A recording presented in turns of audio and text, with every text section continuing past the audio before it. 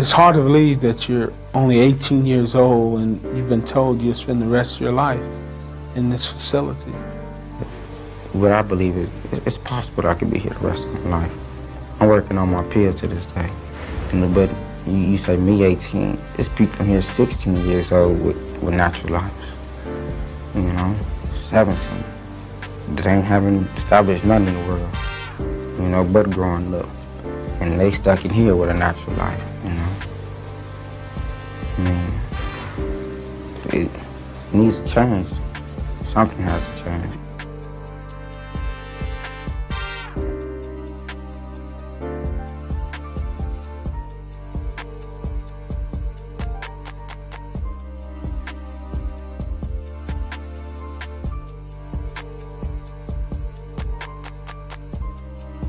There's some mothers out there that their sons may be buried, and sometimes I feel like that with Corey, that it's a part of me, I feel like, because he's so much of him being so much taken away from him, from being incarcerated for the rest of his life. Sometimes you feel like he's dead? Well, a part of him, because he's out, he's not out here in the real world like he would say it, and he's missing out on a whole lot.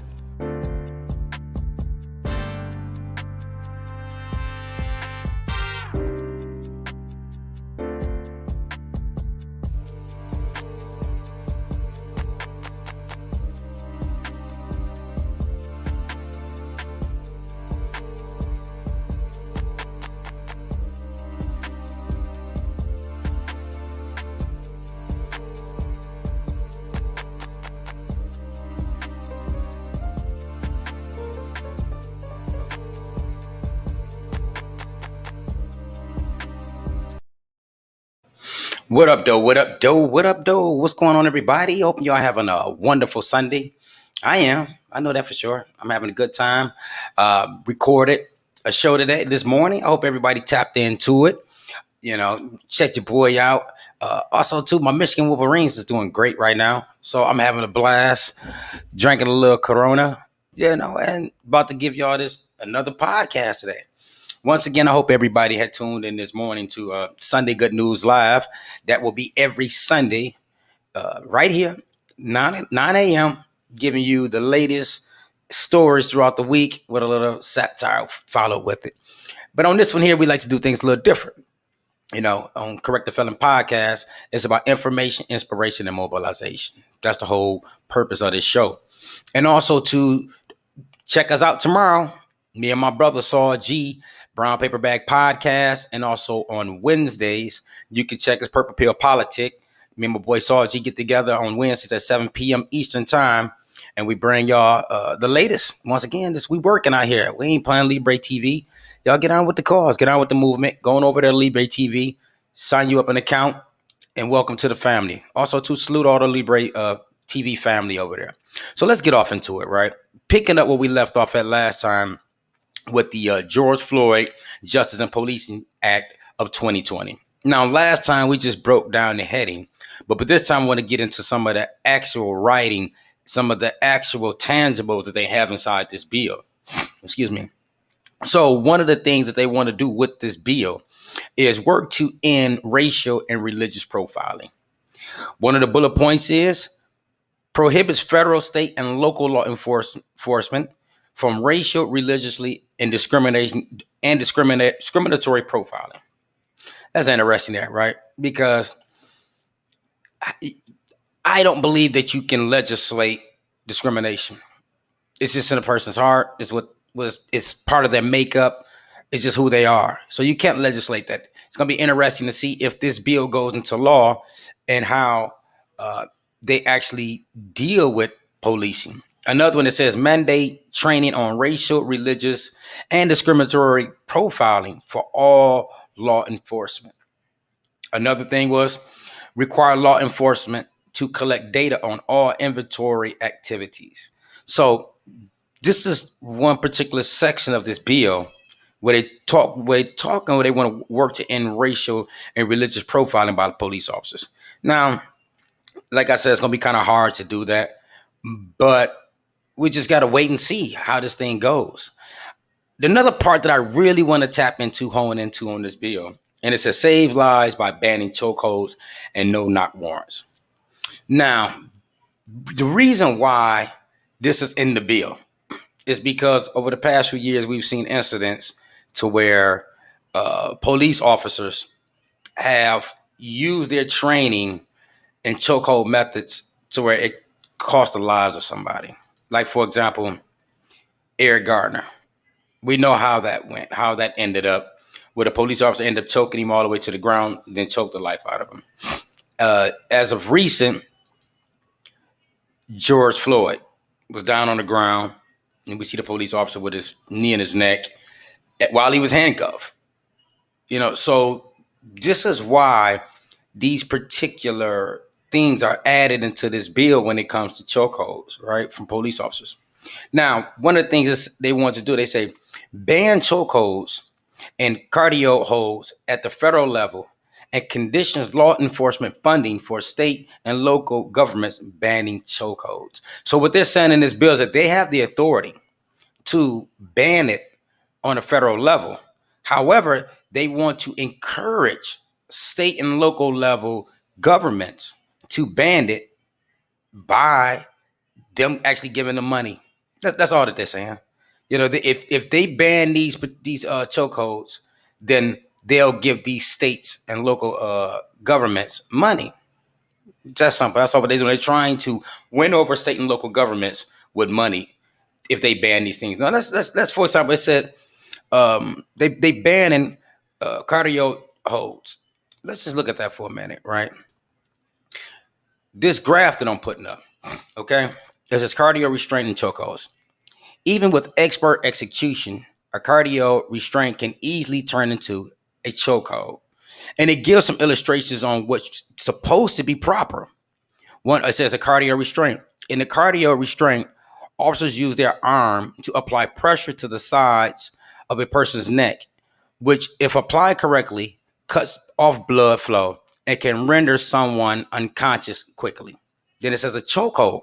A chokehold, which is banned by the department, puts pressure on the front of the neck and throat, cutting off air. So this is a particular method that police officers use, a cardio restraint, right? And the purpose of this, and don't get it twisted, I'm not an expert in, policing. I've never been a police officer.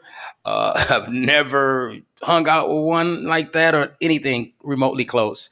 I'm just going off what my research showed me when it comes to these chokeholds with police officers. These are methods that they were trained in using.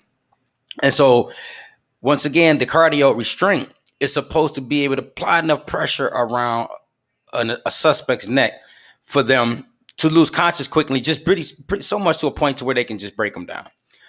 Well, we know that in a lot of these cases, it goes from a cardio restraint to an actual chokehold. And this is the problem. This is why they want to ban this particular chokehold, because oftentimes, like it says, even with expert execution, a cardio restraint can easily turn into a chokehold. And I can see why, based on the illustration that I have up on the screen, you can easily see how that could happen. Because once again, if we look at a few of these situations that happen throughout the country, we can see how easily that became a chokehold. So, like, for example, in Eric Gardner case, you can already see, based on the graphic that I put up, that it's immediately going into a chokehold. It's not going into the restraint that he was trained, that the officer was trained with. Is going straight into a chokehold, I guess because of the size of Eric Gardner. But once again, it's going straight into a chokehold. I don't even think that he was thinking of his training when he decided to put Eric Gardner in this chokehold. And we also know when it comes to George Floyd, that we still don't know what kind of move that was supposed to be. What was his purpose behind that? No, why would he feel it was necessary to have his knee in George Floyd's neck while he was handcuffed on the ground? So these are some things that in the bill that I agree with. It's time to get rid of them. And when officers do practice these particular moves and maneuvers, that they be held responsible for these actions. Like I'm not against police officers. I'm not. You know, I do understand that there is a particular purpose for police officers. Police officers are not into crime prevention, but they are here in response to crime. Now, for some reason in our country, we feel like that if we have more police officers on the street, if we have more police officers around the country, then crime is somehow going to decrease. No, that's not necessarily so. Because it's only in rare occasions that a police officer actually catches somebody committing a crime. It's usually always after. They go make an arrest after the person has committed the crime. So I think we need to understand the role that police officers play in our community, especially here in the Black community. All right. Like right now, my street is quiet. If I decide to go break into my neighbor's house, the police not going to stop me from doing it. They're not. Right. Now, if my neighbor give the police some information after he called 911, give them some information about me, then the police are going to come for their arrest. But initially, police officers don't commit crime, prevent crime. So I think we need to have a real understanding of what police do in this country. And so there needs to be some kind of accountability for their actions, because they're starting to go, haywire. Not all of them, just those rogue ones, just those bad ones. Those few bad apples, make it worse for every other police officer that's on the force. Because here in the Black community, we tend to look at them as an enemy. I mean, we do. Let's just call a spade a spade. In the Black community, the police is the enemy. Not just because they're police, but because they're government. Like, Black people look at government as an enemy. And the police are an extension of the government. For one, because there's no accountability never held for the police officers when they commit misconducts. And so this is why this bill is so important. Another thing that they talk about in here is ban no-knock warrants in drug cases at the federal level, and conditions law enforcement funding for state and local governments banning no-knock warrants at the local and state level. Now, this is, we already know Breonna Taylor is actually the person who actually highlighted this particular issue. She tragically lost her life when police kicked down her door from a no-knock warrant. Her boyfriend opened fire, because he was unaware who it was, and police officers returned fire, striking Breonna Taylor. And in my personal opinion, I think there needs to be justice for that. I think the officer who killed her, the officers who killed her, should go to prison. But I think at the same time, too, that other people need to be held accountable, because everything about that situation was bad. There was no drugs found. She was not with a drug dealer. In fact, if I'm not mistaken, I was at the wrong apartment. But people like to politicize everything, and it's crazy. But those officers need to be held accountable. I think one officer was charged with wanton endangerment because he actually hit the neighbor's house, not her. I mean, kind of society we live in. But anyway, banning no-knock warrants. I don't see this as a bad idea. I think that no-knock warrant should be banned. I'm going to put a graph up, and we're going to just look at a little bit and break it down. On this graph, you can see is multi-different colors. This is the graph of the country, right? And one of them, it says police must announce themselves. There's only one state that has that as a law, and that is Oregon. That police officers must announce themselves. One half of the country, or majority of the country, where no-knock warrants are likely granted. From the graph, it looks like overwhelming majority of the country allows it to happen. Then you have a few states that not granted, but forcible entries are allowed under exit circumstances. So, this needs to be changed. I remember getting caught in a raid back in 1991. And I'll tell this quick story. Back in 1991, I was caught in a drug raid. However, when the police knocked on the door, they announced themselves. They said, "Police, we have a warrant. Open it up," and then they kicked down the door. You know what happens in the process of that? When the police announce themselves, police, we have a warrant, open up. And then moments later, the door comes down. The average criminal does not think about returning fire or shooting. Whatever activities are going on at that house, their goal is to get rid of it. Same thing we did when we heard that the police were outside the door of the drug house that we were in back in 1991. We heard that, we went scrambling to get rid of the drugs. We didn't think about returning or pulling out guns and blazing at whoever's coming at the door, because for one, we knew it was the police. Like, oh shit, the police here. Yo, let's go. Some of us tried to jump out windows, but the number one thing we tried to do was flush the dope. So in my personal experience with raids, I think it's imperative that police officers announce themselves. And then it will cut back on police and civilians, or if you want to call them alleged criminals, starting to exchange fire. Because also too, in the drug house that I was in back in 1991, we did have guns in there, and we had guns in there because we thought people would come in there and try to rob us. So if the door would have came down and nobody had announced themselves, yeah, then we would have got the shooting. Yeah, we would have got the blaze in there. But because the police would say, hey, police, open the door, we have a warrant to search, we knew then, oh shit, it's the police, get rid of the drugs. And if police announce themselves, I don't think that there's nothing wrong with that. If they announce themselves, like I said, it cuts back confusion on who's on the opposite side of that door. And I think right now, to this day, if the police would have announced themselves with Breonna Taylor, we wouldn't have a worldwide movement saying, say her name. We wouldn't.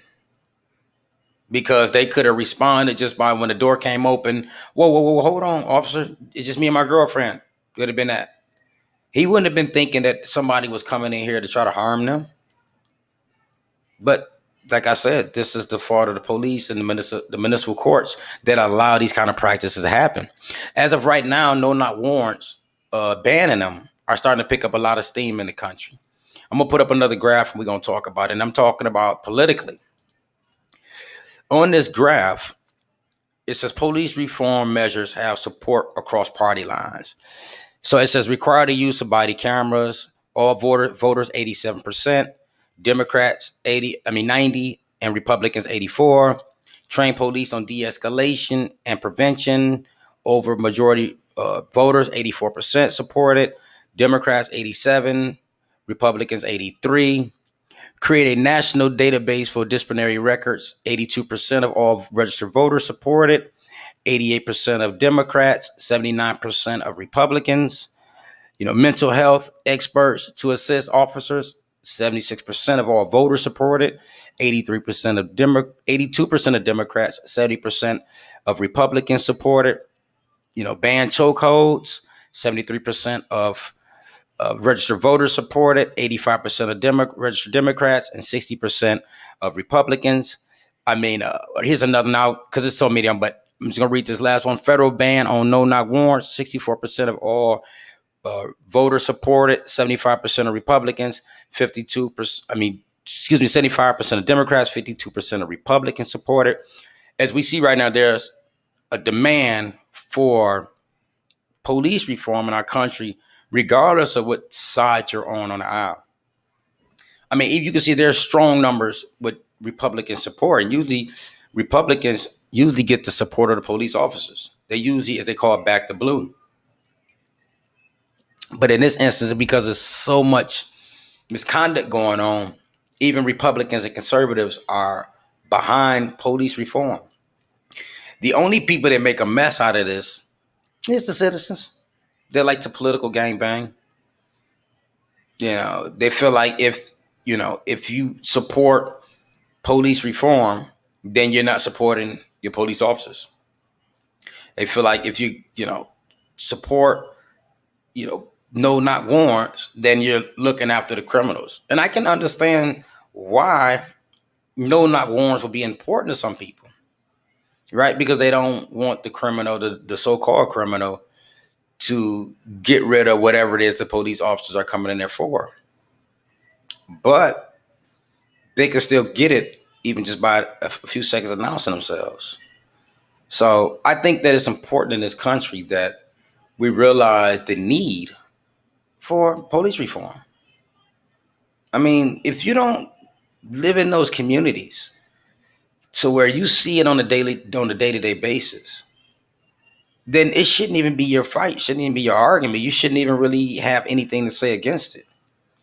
But if you're somebody like myself that has lived in the black community all his life, that has had bad experiences and encounters with police officers, but you want police officers available, then you will hope that there were some reforms will happen. Because I have teenage boys.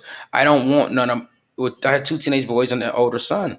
I don't want my boys to go to the store to get some juice and never come home because he had an encounter with the police. Like, people can't fathom that, especially white conservatives and white Republicans. Like, you can't fathom the ideal of telling your son how to respond if you're pulled over by the police, because in the blink of an eye, it can just go all bad, even if your son is doing everything right. So if we put in these reforms, I think that we'll have a better society and a better relationship between community and policing.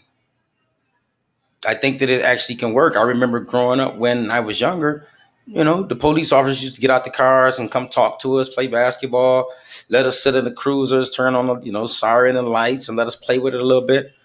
They were actually building relationships with the community. Now they just ride through and stare. If you standing out there walking to your mailbox, they'll get your mail. They just ride by and stare and look at you kind of crazy. So once again, I'm all for, and overwhelming majority of the country is for these reforms. One of the last things I want to talk about is it's required that deadly force be used only as a last resort and requires officers to employ de-escalation techniques first. Let's talk about that for a minute. De-escalation. I think that that's the number one thing that police officers need to exercise the minute they respond to a call. Now, if it's a murder suspect or something like that, okay, I get it. You have to be on high alert. But if you're responding to a simple domestic call, for example, George Floyd, domestic call. Eric Garner, domestic call. Rashard Brooks, domestic call. Most of these are just domestic calls. The number one thing that they should be doing is de-escalation. Even if the person who they're responding to is getting a little haywire, they still should use de-escalation techniques first instead of applying force and aggression on top of, or meeting the aggression with the aggression from the person, because it can save lives. We're the only country that I believe we live in that, if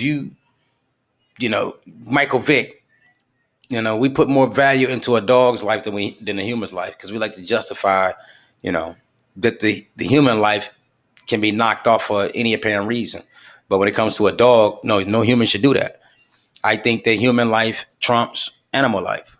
And I think that we should be doing everything in our power to make sure that life is valued, not just from the police perspective, but also from, community perspective. As much as I talk about police brutality, I talk about love for self also in our community. I think that that's the number one thing that we should be focused on, is loving each other. But the thing that I always argue too is this here: when people's like, well, what about black on black crime? Most black people go to prison. Black people go to jail when they commit a crime. Police officers tend not to. This is the argument. This is the reason why we want accountability. But once again, I'm all for love in the community first. I think that it's imperative that we have that, that we step up and police our own communities. We really don't need police officers. We can do this. We should do it back in the 60s and 70s and 50s. It's time to start doing that again. And then there won't be a need really of the police in the community. But until that happens, we have to get ourselves together and we have to do what's necessary. Okay? So listen, I'm not going to hold y'all long tonight because your boy was up this morning recording one. Like I say, Sunday Good News Live will be a thing. Tap in every Sunday at 9 a.m. I'll have the links out make sure that you get a notice in advance. And also, once again, too, tap into me and my bro, 50 Shades of Saul G, every Monday at 7 p.m. Make sure you tap into that's the Brown Paper Bag Podcast. Also, too, make sure you tap into us every Wednesday. I think we got a special guest Wednesday, if I'm not mistaken. I will, announce that later. But the Purple Pill Politic, check us out there. Make sure you check us out on LibreTV.co. And also, to Middle Pastures Media. Make sure, y'all go check out what your boy got going on over there. We keep up-to-date information on what's going around on the world and also in America. And also to copy some merch, donate, support the brand, support the company. Every account goes straight into Middle Pastures Media. So until next week, Sundays is a busy day for your boy. So next Sunday, tap into, like I said, Sunday Good News Live. And then later that night at 7 p.m., Correct the Felon Podcast. I just want to say, hey, everybody out there, continue to have a blessed Sunday. Go Michigan. We're doing this thing. We're going all the way. We're going to win it. I predicted it. That's how we're doing it. And I pray that everybody have a blessed day on purpose.